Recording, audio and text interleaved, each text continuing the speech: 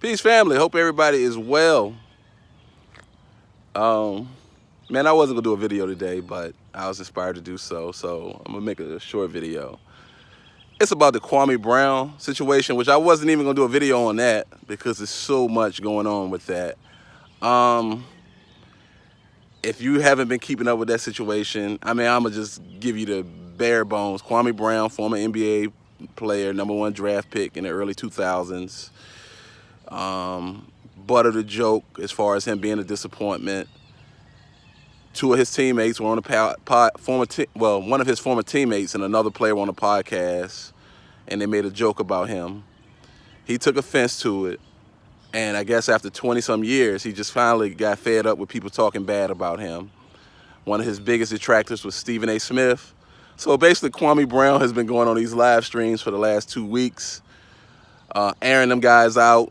You know what I'm saying? He's funny, you know what I mean? Very charming personality, very intelligent guy. Nobody really knew that about him, and almost became like the underdog. People are cheering for him.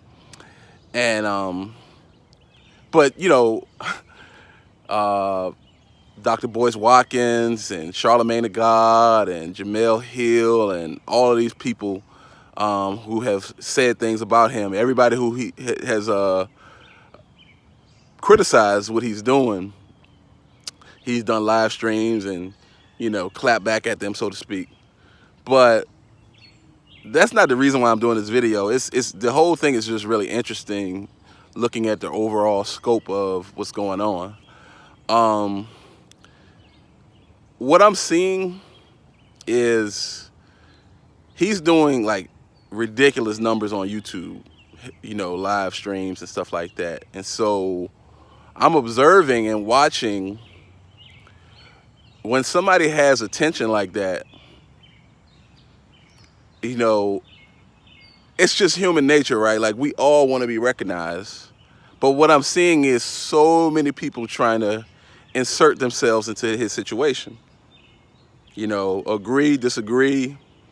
You know, there are people who are allying with him and are just blindly caping for him without calling him on anything, right? They're just blindly, you know, in his camp, you know, as though everything he's doing is right, you know.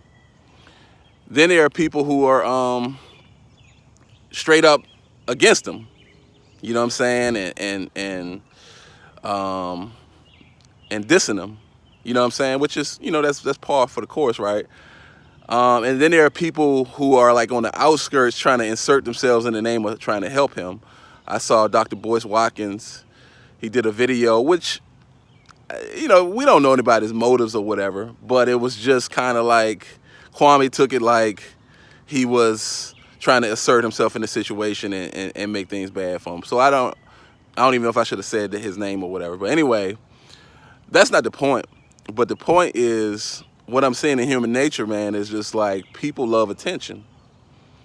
And when we see somebody else getting attention, because some of these guys have been on YouTube for years, and I'm watching all different types. Like I said, there's some that's just straight up caping for him, but they're benefiting by caping for him because they're getting views and hits and stuff like that. So, but what's interesting is they're not holding him accountable, at least publicly, for some of the things he said, because everything he's saying and doing is not right. You know what I'm saying? None of us are 100%, you know what I mean? Especially when you're speaking out of hurt, things like that. And then there are people who are caping for him at first, and he's been shouting out people on his live streams and stuff, and because they didn't get a shout out, they start dissing him. You know, Jay-Z got a song called "It Was All Good" just a week ago. And so you go from championing what he's saying because you feel slighted and he didn't do what he wanted you to do. Now you're dissing him, but you're getting hits and streams and all of that from just dissing him. So it's just an interesting study in human nature and human behavior for me, man, because it's like, wow, you know, and just how people, when it's a lot of things with that, okay? Kwame Brown, again, very, very charismatic, intelligent brother. You know what I'm saying? I'm not a criticize him for responding initially because, as I quoted before, the Quran said Allah loves not the utterance of hurtful public speech except in the case of one who's been wronged. And that brother feels like he's been wronged for 20 some years. Stephen A. Smith was critical of him, and he's asking a good question, you know, which I won't get too far into or whatever, but Stephen A.'s motives and really attacking him the way he did. You know, you kind of got to know the backstory with that, so I won't go too far down that road. But he asked some good questions. Charlemagne the God, who is connected to that podcast, allegedly, of the basketball players that were talking about him, went on and in the name of helping him, you know, started exposing things about this man's family's history.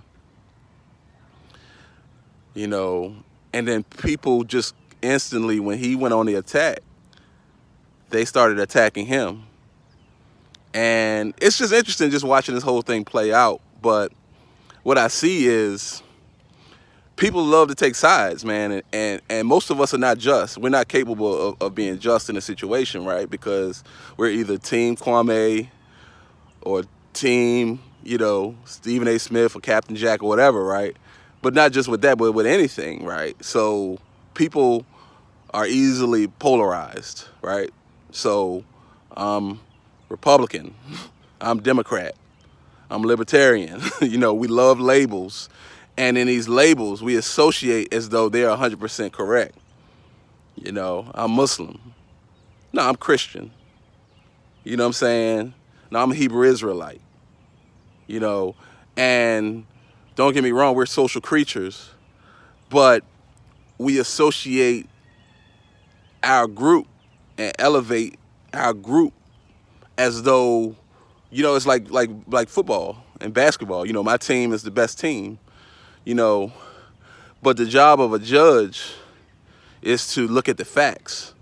You know, you ever watch Court Show and, you know, like Court TV, and you walk in there and just be honest. Like sometimes when you're watching it, the person, there's always somebody in there very dignified and they're very articulate. And it just looks like, okay, this person's full of crap that they're against, and automatically we take sides of the person who's presenting the best argument. But a good judge starts asking questions and pokes a hole in the person who's putting this good face and this good facade up and getting to the root of, no, you're not 100% correct either.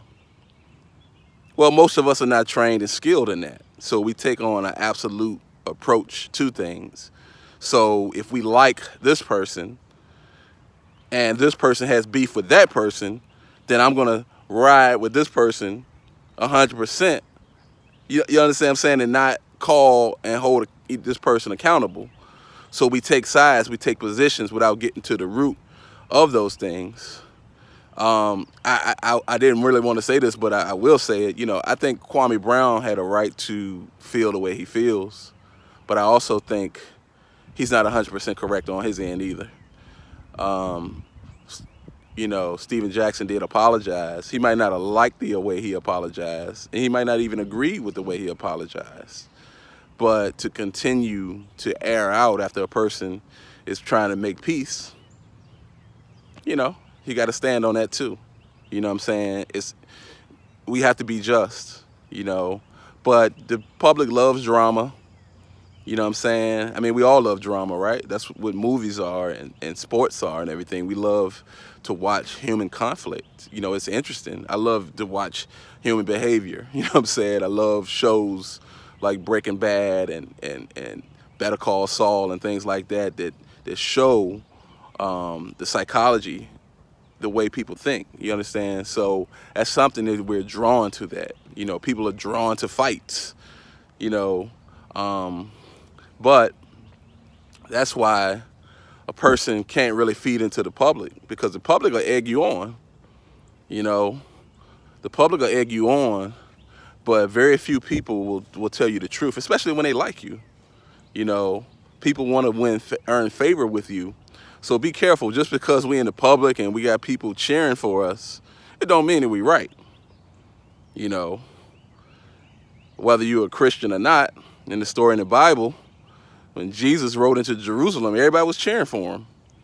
But then when he was sentenced to death, the crowd, same people, were saying crucify him. So, you know, it's hard, man, to be just. We're people with egos. We're people with, you know, we're just human. We have human frailties and everything. And when we feel like we're being disrespected and everything, you know what I'm saying, we're going to respond the best way we think is. But to be just, you know, that's a tall order. And sometimes it takes somebody that's not connected to the situation to bring justice, an impartial person, to bring justice to a situation. Because two parties that are offended and everything, we're tied into it. We're emotionally tied into a conflict.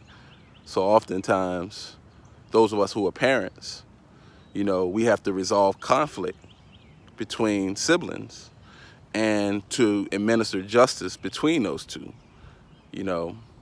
So just wanted to share that, but it's just interesting. It just reminds me of the Control verse. I don't know if y'all remember a few years ago, Kendrick Lamar, he created a lot of drama in hip hop. He did this verse on a Little Sean song, and he's dissing all his contemporaries and everything.